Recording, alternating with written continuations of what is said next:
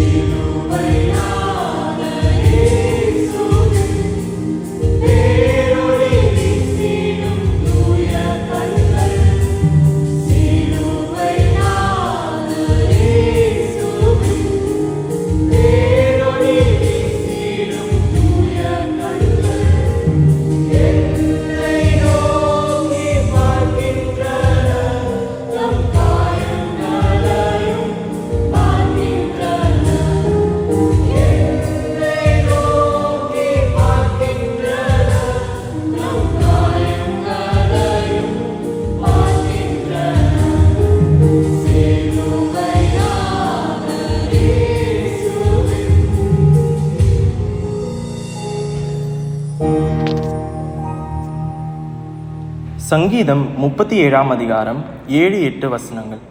கர்த்தரை நோக்கி அமர்ந்து அவருக்கு காத்திரு.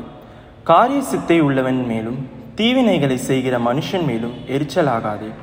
கோபத்தை நெகிழ்ந்து உக்கரத்தை விட்டுவிடு. பொல்லாப்பு செய்ய ஏதுவான எரிச்சல் உனக்கு வேண்டாம். ஜெபம் செய்வோம். அன்புடைய சுவாமி, இந்த நல்லவிற்காக உங்களுக்கு துதிக்கிறோம் கர்த்தாவே. எஸ்பா, இந்த அதிகாலை தியானத்திற்காக நாங்கள் ஏற்பாடு பண்ணியிருக்க ஒவ்வொரு காரியங்களும் நல்லபடியாக நடக்க கிருபை தாங்க எஸ்பா.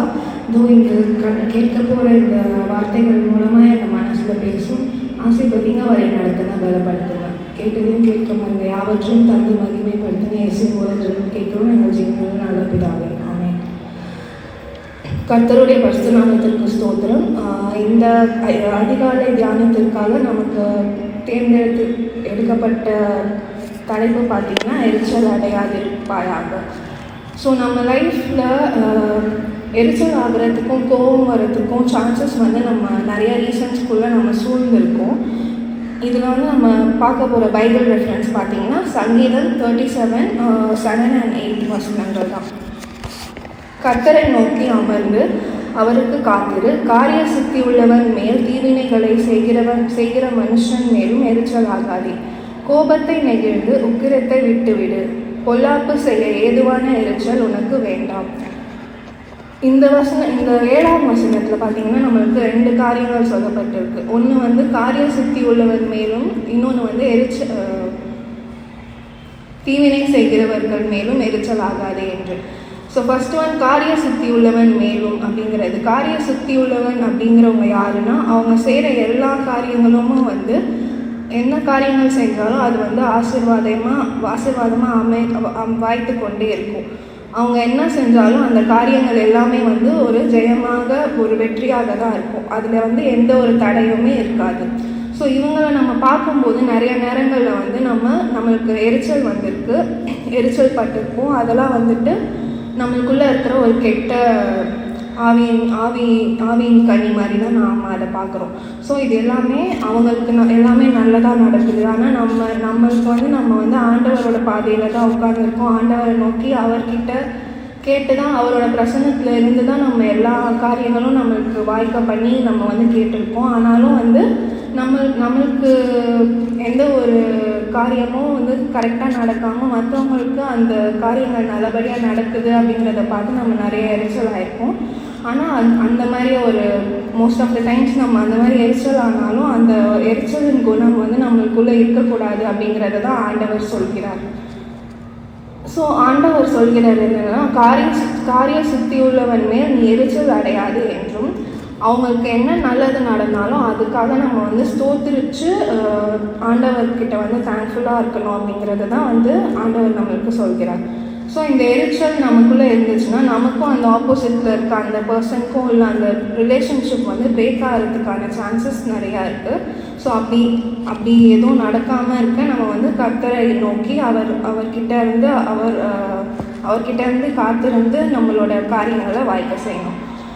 ஏன்னா ஆண்டவர் வந்து நமக்கு வச்சுருக்க பிளெஸ்ஸிங்ஸ் வந்து வேறையாக இருக்கலாம், அவங்களுக்கு வந்து வேறையாக இருக்கலாம். ஸோ டிஃப்ரெண்ட் பீப்புளுக்கு டிஃப்ரெண்ட் பிளெஸ்ஸிங்ஸ் இருக்கும். அவங்களுக்கு நல்லது நடந்துச்சுன்னா அது வந்து அவங்களோட பிளெஸ்ஸிங்ஸ். பட் நம்மளுக்கு we will have something else like which our God has planned for us. So நம்மளோட காரியத்துக்காக மட்டும்தான் நம்ம வந்து ஆண்டவர்கிட்ட வெயிட் பண்ணி நம்மளோட பிளான்காகவும் நம்மளோட காலிங்காகவும் நம்ம வந்து கர்த்தர்கிட்ட வந்து நம்ம கேட்டு எடுத்துக்கணும். ஸோ ஒவ்வொரு மனுஷனுக்கும் கடவுள் வந்து ஒரு பிளான் கண்டிப்பாக வச்சுருப்பாரு. நம்மளோட பிறப்பிலிருந்து நம்மளோட இறப்பு வரைக்கும் கடவுள் வந்து ஒவ்வொரு God has a plan for each of us. So நம்மளோட வேலை என்னென்னா நம்மளுக்கு என்ன காலிங் வச்சுருக்காரோ, நம்மளுக்கு என்ன பிளான் வச்சுருக்காரோ அந்த பிளெஸிங்காக நம்ம கர்த்தரை நோக்கி அவர்கிட்ட அமர்ந்திருக்கவும், அவர்கிட்ட நம்ம கேட்டு காத்திருந்து நம்மளோட பிளெஸிங்ஸை வந்து நம்ம அவர்கிட்ட வாங்கிக்கணும். ஸோ அவங்களுக்கு வேறு, நம்ம ஆப்போசிட்டில் இருக்க பர்சனுக்கு வேறு பிளானாக இருந்து நமக்கு வேறு பிளானாக இருக்கும்போது நம்ம மற்றவங்கள பார்த்து எரிச்சல் அடைஞ்சோன்னா நமக்கான பிளெஸிங்க்கோ நமக்கான காலிங்க்கோ நம்ம வந்து ஒரு தகுதியற்ற மனுஷங்களாக போயிடுவோம்.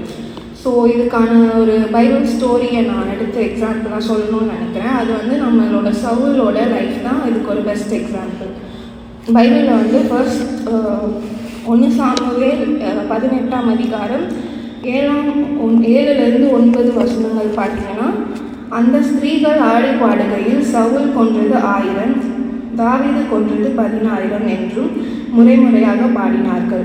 அந்த வார்த்தை சவுலுக்கு விசனமாய் இருந்தது. அவன் மிகுந்த எரிச்சல் அடைந்து, தாவீதுக்கு 10000 எனக்கோ 1000 கொடுத்தார்கள், இன்னும் ராஜாங்கம் மாத்திரம் அவனுக்கு குறைவாக இருக்கிறது என்று சொல்லி அந்நாள் முதல் கொண்டு சவுல் தாவீதை காய்மகாரமாய் பார்த்தான். ஸோ இந்த ஸ்டோரியில் வந்துட்டு தாவீது கோலியாத்தை வந்து கொலை செஞ்சுட்டாரு அப்படிங்கிறத வந்து சவுல் கேட்ட உடனே அவருக்கு அவ்வளோ எரிச்சல் ஆயிடுச்சு. ஏன்னா அவரால் பண்ண முடியாத ஒரு காரியத்தை வந்து தாவீதால் பண்ண முடிஞ்சுது அப்படிங்கிறத நினச்சி அவர் ரொம்ப தாவீது மேலே உக்கிரமான ஒரு பகையை வந்து உண்டாயிருச்சு. ஸோ இந்த எரிச்சலும் பகையும் தான் வந்து தாவீதை கொலை பண்ணியே ஆகணும் எப்படியாச்சும் அப்படின்னு சவுல் வந்து சுற்றிட்டு இருந்தார். ஸோ அது வந்து தாவீதுக்கு ஒரு பொல்லாப்பு செய்கிறதுக்கான வழியை வகுத்தது வந்து இந்த எரிச்சலின் ஆவி தான். ஸோ அதே போல் தான் நம்மளோட லைஃப்லையும் நம்ம மற்றவங்களை பார்த்து எரிச்சல் ஆகும்போது அது மூலமாக நமக்கு நிறைய பேட் தாட்ஸ், பேட் எமோஷன்ஸ் நம்ம வெளிக்காட்டுற மாதிரி, பேட் ஆக்ஷன்ஸை நம்ம வெளிக்காட்டுற மாதிரியான சுச்சுவேஷனில் வந்து சாத்தான் நம்மளை வந்து தள்ளி விடுவான். அது மூலமாக நம்ம வந்து சாத்தானோட கையில் தான் இருப்போம். ஸோ அவன் நம்மளை ஆட்டி படைக்கிற ஒரு மனுஷர்களாக நம்ம வாழ்ந்துட்டுருக்கோம். ஸோ அதுக்கு வந்து நம்ம இடம் கொடுக்காம கர்த்தருக்கு காத்திருந்து அவர்கிட்ட பேசி நம்மளோட காரியத்துக்காக நம்ம வெயிட் பண்ணணும். இதே போல் தான் இந்த second part of the verse வந்து பார்த்திங்கன்னா, தீவினை செய்கிறவர்களை பார்த்தும் எரிச்சல் ஆகாதே என்று சொல்கிறார். ஸோ நமக்கு வந்து தீமை செஞ்சுட்டாங்க அப்படின்னு நம்ம வந்து கலங்காமல் புலம்பாமல் இருந்து நம்ம வந்து கர்த்தருடைய பாதத்திலேருந்து அவரோட பிளெஸிங்ஸுக்காக மட்டும் நம்மளோட டைமிங்காகவும் நம்மளோட காலிங்காகவும் நம்ம வெயிட் பண்ணணும். அப்போ நம்மளுக்கான எல்லாமே வந்து கரெக்டாக வரும். ஸோ அவர் சமூகத்தில் இருக்கும்போது கண்டிப்பாக அவர் நமக்கான எல்லாமே வந்து அவர் பார்த்துக்கொள்வார். இப்போது சங்கீதம் 37ஆம் அதிகாரத்தில் 8வது வசனத்தை நம்ம பார்த்தோன்னா கோவத்தை பற்றியும் எரிச்சலை பற்றியும் தான் கொடுத்துருக்காங்க. ஸோ அதில் வந்துட்டு எரிச்சல் ஆகிறதுக்கான பேஸே வந்து கோவம் தான் அப்படிங்கிறது நம்ம பார்க்குறோம். ஸோ இதுக்கான பைபிள் ரெஃபரன்ஸ் நம்ம பார்த்தோன்னா ஆதியாகமம் 4வது அதிகாரம் 5ஆம் வசனம். காயினையும் அவன் காணிக்கையையும் அவர் அங்கீகரிக்கவில்லை. அப்பொழுது அவனுக்கு மிகவும் எரிச்சல் உண்டாகி அவன் முகநாடி வேறுபட்டது. ஸோ இங்கே நடந்தது வந்து கேனோட ஆஃபரிங்கை வந்து கடவுள் வந்து அக்செப்ட் பண்ணார், ஆனால் ஆபேலோடது அக்செப்ட் பண்ணலை. ஸோ அப்போ வந்துட்டு கேனுக்கு வந்து அவருக்கு வந்து எரிச்சலாகி அவரோட முகம் வந்து வேறுபட்டு இருக்கு. இதுக்கான ரிசல்ட்டாக அவன் என்ன பண்ணிட்டான், அவனோட தம்பி ஆகிய ஆபேலே வந்து அவன் கொலை செஞ்சுட்டான். ஸோ ஒரு சின்ன ஒரு விஷயம் தான், அதுக்கு வந்து கோவப்பட்டு கொலை செய்யறதுக்கான அளவுக்கு அந்த ஒரு எண்ட் ரிசல்ட் வந்து ஒரு கொலையில தான் முடிஞ்சிருக்கு. ஸோ கைனை பார்த்து அவரோட முகம் வேறுபட்டதை பார்த்து கேட்கிற தேவன் வந்து கண்டிப்பாக நம்மளோட முகம் வேறுபட்டாலும் நம்மளுக்கு வந்து உள்ள எரிச்சலின் ஆவி வந்தாலும் நம்மளையும் கேட்க வருவராக இருக்கிறார். ஸோ நம்மளோட எரிச்சலையும் கோபத்தையும் கண்ட்ரோல் பண்ண நம்ம எப்போவுமே ரெடியாக இருக்கணும். கடவுள் பிள்ளைகளாக இருக்கும் போது நம்மளுக்கு வந்து எரிச்சல் வராமல் செல்ஃப் கண்ட்ரோல் பண்ணுறதுக்கான கிருபையை வந்து நம்ம வந்து தேடிக்கணும். ஸோ இதை எப்படி கண்ட்ரோல் பண்ணுறது அப்படிங்கிறத நான் ஒரு 4 ப்ராக்டிக்கலான பைபிள் ஸ்டெப்ஸ் மூலமாக ஷேர் பண்ணணும்னு நினைக்கிறேன். ஸோ ஃபர்ஸ்ட் பாயிண்ட் வந்து லவ் கவர்ஸ் இரிட்டேஷன். ஸோ நமக்கு ஒரு எரிச்சலான சுச்சுவேஷன் வருதுன்னா அதுக்கு வந்து எரிச்சலோட ரியாக்ட் பண்ணாமல் ஒரு லவ்வோட நம்ம வந்து அந்த ரியாக்ஷன் காமிச்சோம்னா கடவுளை போல மக்களோட ஃபால்ஸை பார்க்காம நம்ம வந்து அவங்க கூட ஒரு பாசமாக ஒரு அன்புள்ள ஒருத்தவங்கள நம்ம இருக்கவும் பொறுமையாக அவங்கள ஹேண்டில் பண்ணவும் நம்ம வந்து கற்றுக்கொள்ளணும். இதுக்கு நான் பெரிய எக்ஸாம்பிளாக சொல்கிறதே வந்து ஜீசஸோட க்ரூசிஃபிக்ஷன் தான். ஸோ அவர் வந்துட்டு நம்மளோட பாவத்துக்காக தான் அவர் வந்து அரையுண்டு மறிப்பாடகம் செய்யப்பட்டார். அவர் எந்த ஒரு தப்புமே பண்ணலை. ஆனாலும் அந்த டைமில் அவருக்கு வந்து எவ்வளோ டார்ச்சர் அண்ட் எவ்வளோ ஒரு கொடுமைகள்லாம் அவரை சித்திரவதை அனுபவிச்சிருக்காருன்றதை நம்ம பைபிளில் பார்க்குறோம். அப்போ அவர் அவ்வளோ சித்திரவதை அனுபவிக்கும் போதும் அவர் அந்த டைமில் எந்த ஒரு எரிச்சலின் குணத்தை காமிக்காமல் அவர் நம்மளோட ஃபர்கிவ்னஸ்க்காக தான் ஆண்டவரை தொழுதுட்டு இருந்தார். ஸோ அந்த மாதிரி நம்மளும் வந்துட்டு எந்த ஒரு எரிச்சலும் இல்லாமல் அன்போடையும் பாசத்தோடையும் பொறுமையோடையும் இருக்க நம்ம கற்றுக்கொள்ளணும். Second point, ask for holy spirit's help.